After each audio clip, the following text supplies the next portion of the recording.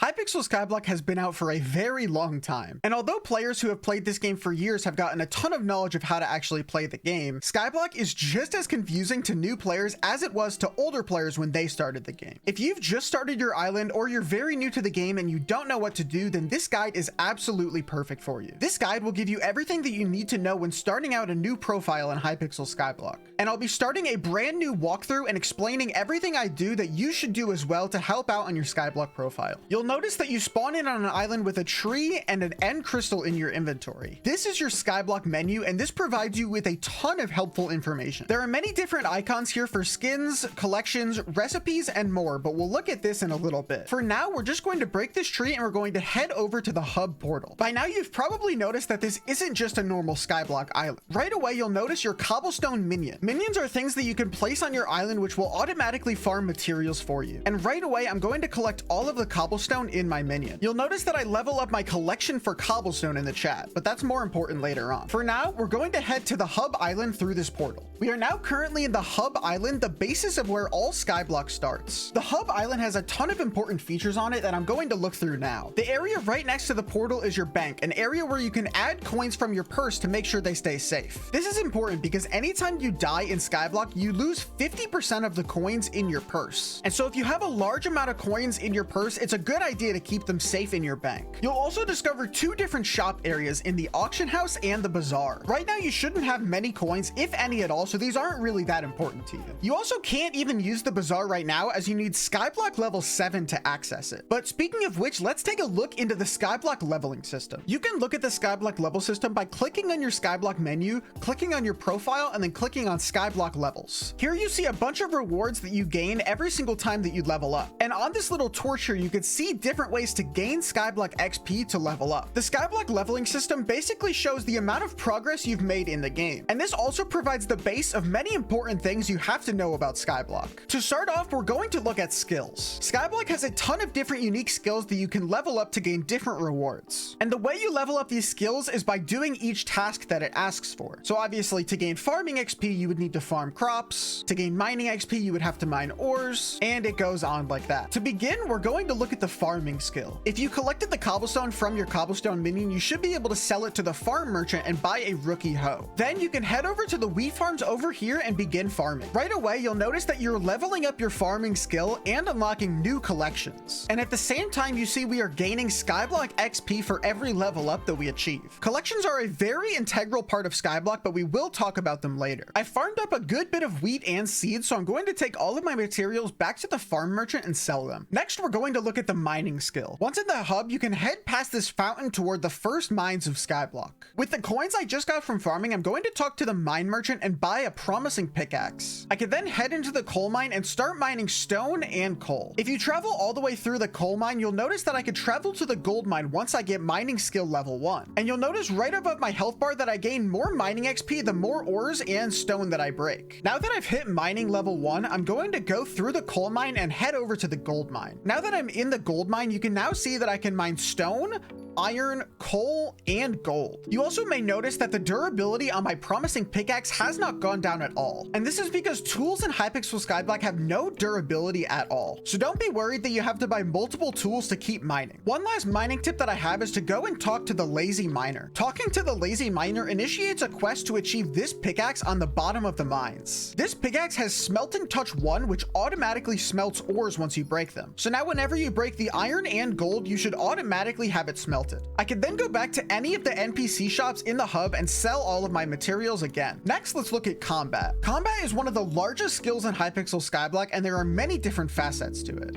And to start, I'm going to head over to the weaponsmith and purchase a spider sword and an undead sword. You'll notice that the undead sword deals extra damage to zombies and skeletons, whereas the spider sword, hence the name, deals extra damage to spiders. We can then go past this fountain in the hub over to the graveyard. We can then use our undead sword to fight our first mobs of the playtime. playthrough. The mobs can deal quite a bit of damage to you when you're at this stage, so I'm going to head over to Rosetta and buy some starter gear. You'll notice that the better gear requires a higher skill combat level than we currently have, and so I'm going to buy some iron armor with growth 1 on it. Growth 1 is an enchant that gives you extra health when you wear the armor, but I currently don't have a high enough enchanting level to wear it, but I'll explain that later on. But the iron armor is definitely still better than having no armor on. Once we've killed a good amount of zombies, I can head through this portal and travel to the spider's den. We can then head over here to the mountain where we can kill spiders with our spider sword. You'll notice that the more mobs we kill, the more combat experience we gain, and we want to level up our combat skills so that we can buy better starter gear from Rosetta back in the hub. For our next skill, we're going to head right out of the graveyard and head over to the forest. However, before we do so, we can head to the lumber merchant in the bazaar alley and purchase a promising axe. We can then head back to the forest and start chopping some logs. I currently don't have enough coins for it, but one easy way to get a ton of foraging XP when you're starting out is to buy a haste potion and a golden axe. With that combination, you should be able to insta-break logs, making it far quicker. And you may notice that as you level up your foraging skill, you gain strength, which ultimately allows you to deal more damage. And I'm probably just going to glance over the next few skills because they aren't super important to the early game. The fishing skill is pretty self-explanatory, but as you level up your fishing skill, you get more unique creatures that you can fish up. Alchemy is another self-explanatory skill where all you have to do is brew potions to level up your skill. However, this skill isn't that useful and it's really only used to gain Skyblock XP, which is something you'll do later on. The skills on the bottom are mostly cosmetic, including carpentry, rune crafting, and more. Taming is the pet skill, and it's pretty important in the early to mid game. However, I'll explain this more once we look at pets in full. And then finally, we have the enchanting skill. As we already looked at before, we need the enchanting skill to be able to use growth on our armor. When you're just starting, you can head to the librarian in the hub and you can add enchantments to your gear to gain levels. So you can see I'm going to add sharpness 1 to my undead sword, and it'll gain me about 100 enchanting XP. As we've already noted with growth, there are a ton of unique enchantments to Skyblock, not in any vanilla Minecraft. And looking at my main profile on the bazaar, there are dozens of unique enchantments available to be purchased in the bazaar. However, most of these enchantments aren't really something that needs to be touched on right now. So now that we've looked at skills, it's time to look at collections. As we touched on before, collections level up each time you collect a new amount of a certain item. And unlocking new collections can be pretty important because every single time you unlock a new item collection, you typically unlocked a new crafting recipe. For example, at Wheat Collection 2, I unlocked the craft for Harvesting 5. And the more collections unlock, the more unique recipes will unlock in the game as well. Unlocking new collections is also pretty important because it can give you up to 2400 Skyblock XP. And getting XP in the early game can be important to auto pick up blocks and unlock the bazaar. If we head back into our collection book for wheat, we notice that the first tier unlocks the wheat minion recipe. And that provides a perfect transition to talk about our minions once again. As I talked about previously, minions are things that you can place on your island that will farm materials for you automatically. And when you're starting out in Skyblock, minions can provide a huge opportunity to make coins in the early game. It's also a pretty good thing to note that in your Skyblock menu, you also get a crafting table. So no matter where you are, you don't need a crafting table placed down to be able to craft an item. Speaking of crafting a new item, I'm going to make a wooden hoe for my first wheat minion. If we head into our wheat collection, we see that the minion 1 recipe involves 80 pieces of wheat and 1 wooden hoe.